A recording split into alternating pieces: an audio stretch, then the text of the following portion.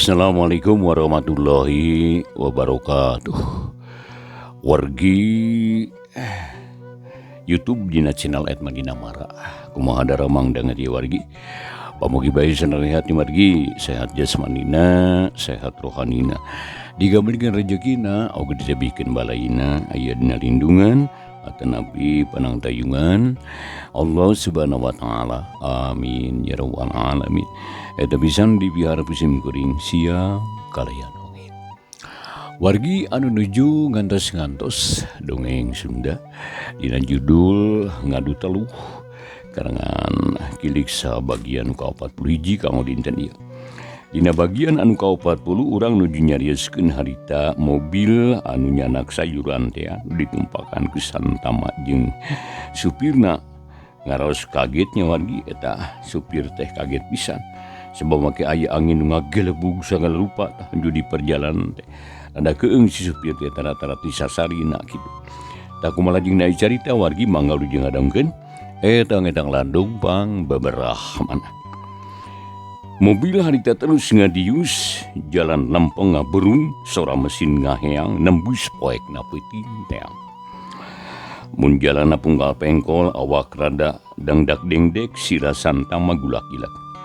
Keur kitu hiuk aya angin ngagelebug mobil asa berat majuna teu pati gancang.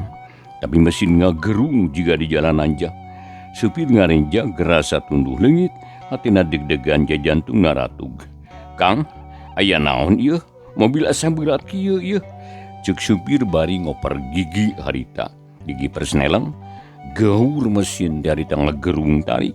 Hiuk aya angin nebak kana beungit mobil atuh majuna oge mobil asa ngarandeg deui. Nah mobil teh kawas ka Karawai teh euy. Aduh. Sing bener atuh kumaha mun bawa-bawaan bahe ieu. Panal kang anu rugi ieu teh. Santama gegelendeng ka supir samarukna nyupiranana anu teu bener. "Ih ari akang nya kudu kumaha nyupiran Kang. Da anger unggal mawa mobil teh. Bugu ieu anu aneh teh ieu mobilna ieu teh. Kunaon jadi kieu? Eta aya angin gede deui." Cuk supir bari terus ngadalikeun setir kalayan ati-ati. Jalan lempeng tapi harita mudun mani nurugtug. Ari mobil ngadius harita teh tarik. Sorana mani ngaguruh. Supir rada gugup mun ti hareup aya kendaraan sejen geus pasti bakal tabrakan sebab mobil teu bisa disakalikeun. "Rem atuh rem nasina ngaberung kieu pan mudun jalan teh hayang paeh si lain teh." Santama harita nyarekan ka supir. Ari supir geus bijil ke sang tiis lantaran mobil teh aneh keur di jalan datar asa berat ayeuna geus nyorang anu mudun. Tarikna ngalewihan anu biasa. Atuh pedal rem geus ditincak nepi ka beak tapi mobil anger ngaberung bae. Seak mobil lumpat tarik. Supirna gugup kesang oge nyorolog. Keur kitu cakakak aya anu seuri sorana ngagerem handaruan. Asa deukeut asa ditompokeun kana ceuri. Gebeg supir harita ngarenjag kaget ngadenge nu seuri mani ngagak-gak. Cenah disusul ku ngaguruhna sora angin. Ari mobil geus terus nyemprung dina mudun hese dikendalikeunana. "Saha nu seuri Kang?" Supir masih kene sempet nanyakeun. "Teuing euy, saha nya?" Santang mah gereuwas, lamun beurang mah beungeutna bakal kataresepah. Gereuwas jeung loba kahariwang ujug-ujug sauk aya angin asup ka jero mobil padahal kaca geus ditutup rapat. Atuh angin teh harita kasih kacida seremna. Atuh oge kana panon peurih lain lumayan asa diawuran cicabe. Supir harita ngeureeceum peureum heula sakedeuk. Sarta manehna leok. Mobil teh mengkol santama ngajerit ngabejaan supir beunta deui. Red kahareup mobil kasisi teuing gancang setir dibantingkeun leok ka tengah nyemprung teu bisa direm. "Aduh naon ieu teh aduh panon peurih Kang ieu aduh." Ceuk supir, "Eureun euy eureun." Santama nitah eureun. Tapi supir teh jiga nu torek teu daekeun ngeureunkeun mobil. Si horeng rem jeung kopling geus teu aya gunana. Personeleng geus teu bisa dioper, kawas aya anu nyabutan bae. Santama sesentak nitanggeunkeun mobil tapi supir kalah gugup. Jaba panon peurih digisik kalah beuki nyeri nyanyautan ting jeletot. Lila-lila Santama ge sarua peurihkeun panonna oge manehna nepikeun ka peureum. Ai kunaon panon dewek ke ieu? Aduh, bari mengpeunan beungeut. Kang, cilaka ieu. Mobil teu bisa diatur yeuh. Cuk supir bari cari nakdak sama panonna nu peurih teh bari jilan si panon oge panas karasana. Santama harita teu nembalan, manehna tungkul oge bari nungkupan beungeut anu karasan nyeri ejeung peurih sarta nyanyautan deui. Angin nu tadi asup mawa hawa anu kacida bangetna. Segak panas jadi matak nyeri kana panon. Santama.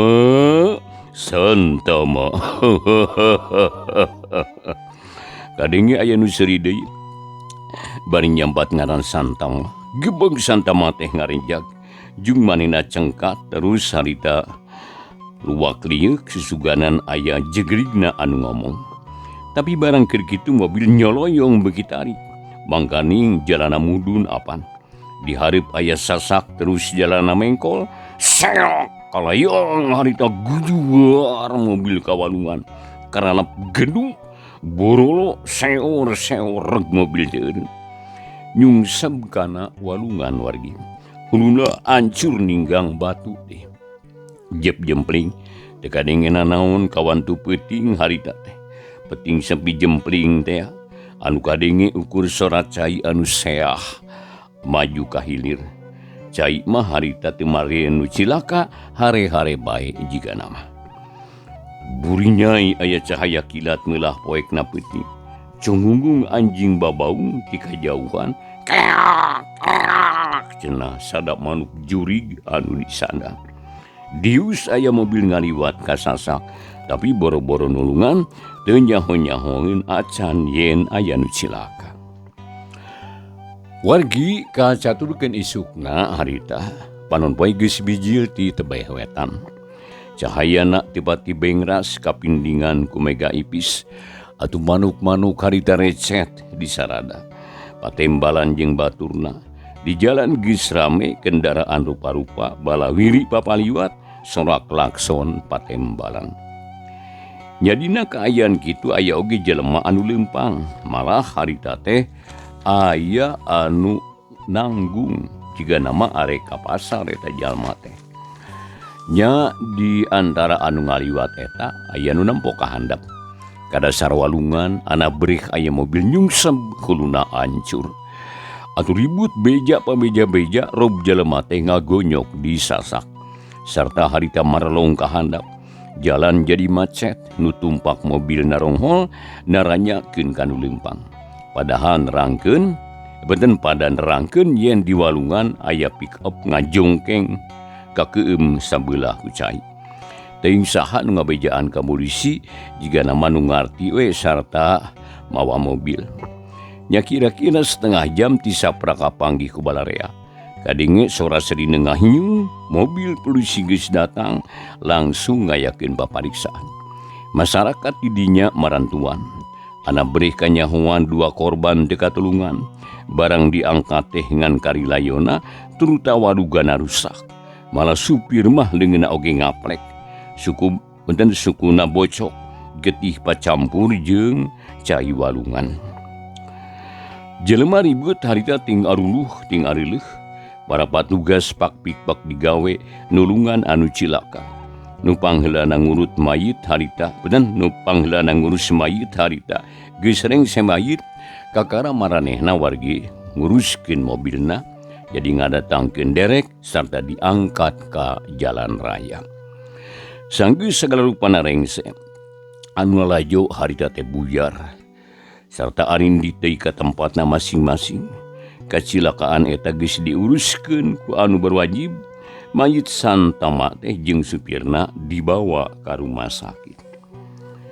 Cag tunda nasibna Santama anu geus jadi korban kacilakaan lalu lintas nu kasebut aneh Sabab aya kejadian-kejadian nu di luar kebiasaan sarta geus kitu kuduna we meureun. Wargi sadayana urang malikan di ka tukang nyaritakeun Parid jeung pamajikan Santama. Sanggeusna orang perjalanan anu rada anggang mapai jalan anu mudun jog-anjog ka Haji Lembur. Ceuk si teteh mah eta teh cugenang cenah. Leok mengkol ka katuhu sarta mancat kana gang leutik kira-kira 100 meter ti jalan. Adugog ka hiji imah langsung uluk salam kabeneran nu boga imah teh keur aya. Atuh ditarima kalian someah bus duanana ka jero nu boga imah sapantar jeung pamajikan Santama. Ngan ieu mah katenjona nyantri beda tina pakaian jeung sikap anu someah hade ka sema. Gek eta punten cik eta awewe mah katalah nama cenah eta teh Mariamah teh nya wargi. Punten ece abdi ngaganggu sakadap ieu teh. Abdi teh ngajak pisan nempangan ka cece aya taroskeun. Cek si teteh harita langsung kana pasoalan anu pokokna teh wargi. Henteu malapah gedang deui. Nah make jiga nu kagok-kagok. Pan biasana ge sok ka dieu. Kunaon atuh ari ayeuna mani ngampleng jeung rek naroskeun naon atuh ani teh. Cek pribumi nyebutna ani ka pamajikan Santama teh. Kieu ce, abdi teh nganterpun adi ieu teh aya maksad bade ngadeuheus ka tuang rama nyatana ka Mama Pura Santa. Duka bade naon da abdi gen terang. Mangga we taros ku cece ayeuna mah. Cik pamajikan Santama bari nunjuk ka Parid. Oh, bade ka Mama, saha jenengan teh? Mariamah nanya ka Parid. Wasta abdi pun Parid. Leres pisan abdi teh ngadeuheus bade ngadeuheus ka kersa Mama Kiai. Maksad teh bade masrahkeun badan sakujur manawi bahan katampi. Bade gini ku maula sawios janten pura sasapuge asal ditampi we ku anjeunna. Kitu cenah ceuk Parid harita. Oh, kitu dupi kawit di mana? Tembih di basisir laut kidul, resan Pelabuhan Ratu. Oh, ti Palabuhan Ratu nuhun ditepangkeun. Upami dares palai tepang sareng pun bapa mah engke we pasesonten sareng pun adi da bade ka ditu deui. Ayeuna mah samios di dieu we heula nya da sami wae. Cik pribumi bangun nu bungaheun pisan. Nuhun upami kitu mah nanging di mana Mama Kiai teh? Di Joglo Cianjur. Oh, muhun mangga ngiringan abdi mah. Plong harita wargi hate Parid ngemplong manehna. Bunga geus meunang laratan ngeunaan Mama Kiai teh. Geus kitu mah kari leureuh geus teu kudu ka mamana deui. Nya satuluyna wargi harita teh tiluan ngobrol di tepas segala dicaritakeun. Mimitina mah nyaritakeun soal kahirupan, soal usaha, nyalila-lila kana peribadahan. Nu ahina ngaguar masalah pangeran lila-lila jelok harita kana perkara munjung muja kasiluman. Pugu wae Nyi Mariamah mah mani ngaburial dari teh jadi nerangkeun masalah kamusyrikan jeung sasarna lampah jelema anu munjung muja ka siluman. Wargi aduh masih ngadongkeun dongeng Sunda dina YouTube dina channel @Mandina Mara. Kasadayana anu mikaresep kana ieu dongeng kalayan jeung ngadongkeun bawi Sri Pameget nu anu sepuhna saha bae di mana bae alamat kasadayana we warginya. Mangga ujung ngadongkeun ka sadayana oge ulah hilap deui subscribe sareng bunyi lonceng, share sareng like nanya wargi. Diantos pisan kumanggina. Hatur nuhun wargi. Mangga atuh urang ngajingkeun deui bae kana ieu dongeng Sunda judul Ngadu Teluh bagian ka-41. Lijeng ngadongkeun duikeun karengsana. Pamajikan Santama beki ngarti beki sieun beki benci kanu jadilah salakina anu geus jelas munjung muja ka siluman. Malah akhirna makajadian peuting tadi dibejakeun sabalakana puguh prumi teh mani calohok bengong. Horeng teh salaki ani nepikeun ka kitu. Aeh Tinyana teuing goreng nepikeun kaki itu ani. Kumaha yeuna atuh? Mariamah mencerong ka pamajikan Santama. Duka ce kumaha geletuk batuna kecebur caina we. Ngan anu jelas mah abdi teh henteu betah di bumi nu enggal teh. Kahiji teh biti batur, kaduana sok aya we nu arane mata keung matak sieun. Ari ayeuna Kang Santama nuju yang sayuran ka Jakarta. Ceuk pamajikan Santama. Nya muga-muga we ulah aya itu ieu. Sing salamet di perjalanan.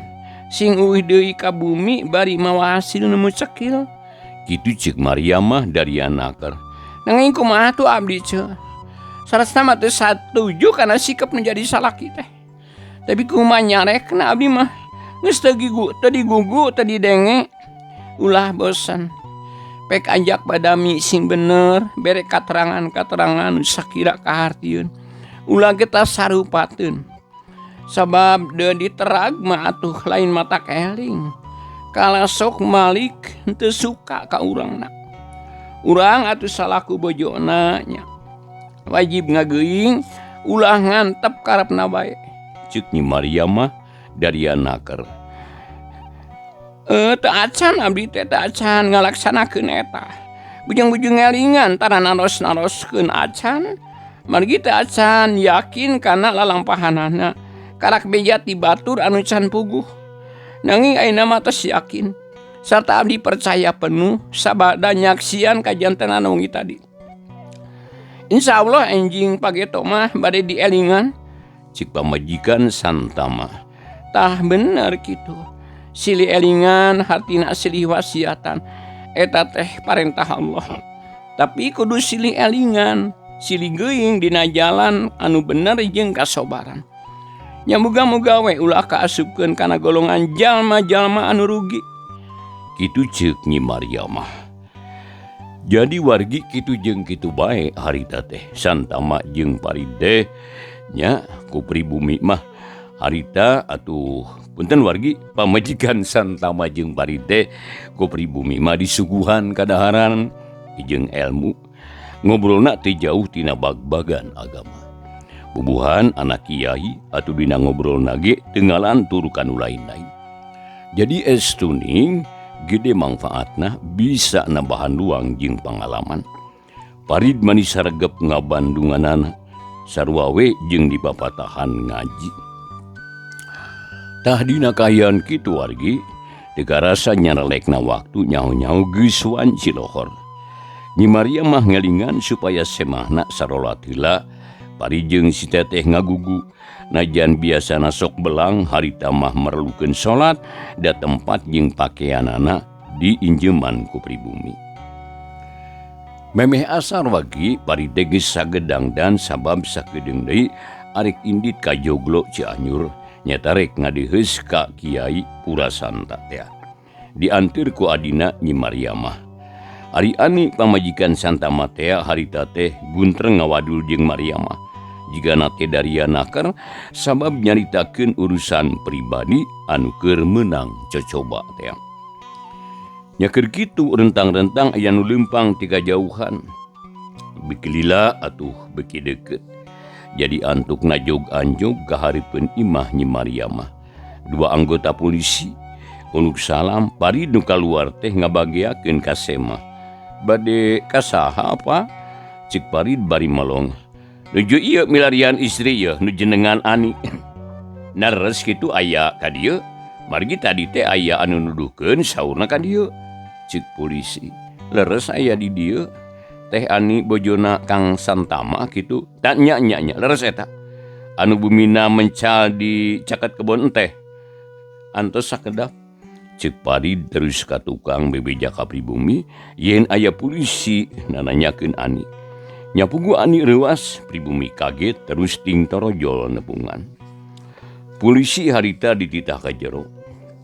Serta bus duanana harita teh katepas. Langsung ditanya ku Mariamah barang ditelek-telek eusina teh pikareuaseun. Sabab polisi mawa beja yen aya pick up anu tiguling kawalungan anu tumpakna duaan lalaki unggul sarta maraot. Ayeuna layona geus di rumah sakit. Nyapugu sanarea teh ngajenghok. utamana Ani nepikeun kacalangap bakat kurewas. Daina kukitu kieu bangga urang buktoskeun heula ka rumah sakit. Tinggalian sing leres nah eta teh caroge ibu atana pisanes da raraina masih keneh tiasa dikenal. Cek polisi mungkas obrolanana. Kumaha atuh ce ieu? Ani mencrong ka pribumi. Nya ulah salempang, keun khususnya diantar yuk. Urang buktikeun nah anu cilaka teh Santama atawa lain. Gitu cek Mariamah. Tah wargi kulantaran rusuh jeung rada gugup harita. Teu lalu bacatur harita kene Mariamah nitah adina ngabijirkeun mobil. Calak sarea unggah parid ge kapaksa batal rek kajonglo teh sabab penting nempo heula anu cilaka. Wargi sadayana teu catur harita di jalana teh urang kocapkeun geus tepi. Barang jog anjuk ke rumah sakit ku petugas diantir ke kamar mati. Barang bereh ani ngalekatai leulis langsung kapaehan sabab geus teu samar deui anu mau teh Santama jeung supirna anu geus ngalanggan sok jajab ka pasar. Parid jeung Mariamah harita paciweuh nulungan Ani anu ngalengger kapaehan reuas nenjuk salakina nu geus jadi mayit. Para patugas ge melu riweuh ari polisi ngayakinkeun yen eta teh salakina Ani adu terus diurus mayitna teh yen arek dikirimkeun ka alamatna. Jadi kapaksa anu aras urus teh Parid jeung Mariamah dibantu ku para patugas. Dikung selila senina ambulan geus ngahiung terus mangprung mawa mayit Santama jeung supirna ka lemburna. Ani can eling-eling dibawa dina mobil Mariamah. Ganjangna carita wargi ini anu kapaehan teh atawa anu kapapatenan katinggalina harita geus sadar deui. Jadi pada ngupahan, pada ngabeberah, Parid ge melu ngaping bisi aya itu ieu teu miba anu teu miba. Kula warga Santama jeung kula warga Ani di bejaan. Budul harita daratang rame di imah teh. Nu silitanya anu ceurik jeung anu sasambat. Ari mayit kapaksa bisa dikurubkeun isukna sabab harita kabur-burit jeung hujan deui. Wargi YouTube masih ngadangkeun isukna harita mayit teh wargi Santama teh dikurubkeun sarta dipulasara sakumaha mistina. Jadi nurutkeun adat tidinya. Parid teh ngahlas hatena. Manehna jadi mikiran diri. Palang siang mautna Santama teh akibat tina pagawean manehna nyatana anu geus hianat ka siluman buta teh. Ari siluman teh apan kena ku paribasa kena lara ora kena pati cenah. Nya sanggeus rengse segala rupana. Harita Parid ngadeukeutan ka pamajikan Santama anu keur ngahuleung sorangan. Kawas anu baluas reuas kareunakeun. Kabayangkeun basa salakina keur ngagujubar ka walungan.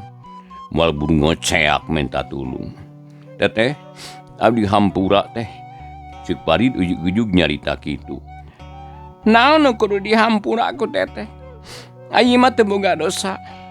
Nu puguh mah geus ngabelaan ka teteh. Ngajait tina katunggaraan. Cek pamajikan Santama. Ngan urang dua anu terang. Yen sanyana Kang Santama teh munjung muja ka siluman buta. Malah bilih teteh palai uninga abdi kantos sasarengan di perjalanan. Waktu abdi nuju ngalalana keneh. Nya Kang Santama anu ngajak ka abdi supaya munjung ka siluman buta. Nu didatanganana hiji guha di gunung nu ayana di sisi laut kidul. Kieu dongeng nama eta teteh. Derek-dek wargi harita Parid nyaritakeun pangalaman bareto teh. Jadi basa keur babarengan jeung Santama. Puguhe pamajikan Santama teh harita mani colohok bengong asa teu pati percaya kana omongan Parid. Tapi nyata jeung katerangan loba nu akur. Nah atuh teh nyarios di kamari. Cek pamajikan Santama sabada tamat omongan Parid. Santama teh seueur sanes caroge teteh wae. Emutan abdi bilih Santama anu sajen deui pan di mana-mana gesok aya nu sami jenengan teh. Si horeng geuning santama eta. Nya muhun eta mah abdi ge wawuh. Da waktos kamari upami abdi tepang heula mah meureun moal kieu. Ayeuna abdi gaduh dosa. Ku ayana siluman buta di heureuyan di jalananana ku abdi. Anu cilakana Kang Santama. Da siluman mah moal paeh ku kitu. Sabab manehna mah hirupna beda alam. Kitu ceuk Parid. Tapi keun wae lah. Da geus kieu jadina. Naon-naon nu geus kajadian moal bisa dibalikan deui ai. Aing teu salah. Keun wae da mana kitu ge. Metik sari ngala buah nyatana hasil tina papelakan sorangan. Dari nu melak hade mah piraku make metik buah anu goreng. Cik pamajikan Santama harita sadar kana takdir anu tumiba kana dirina. Nuhun ari emutan teteh deui kadinya mah.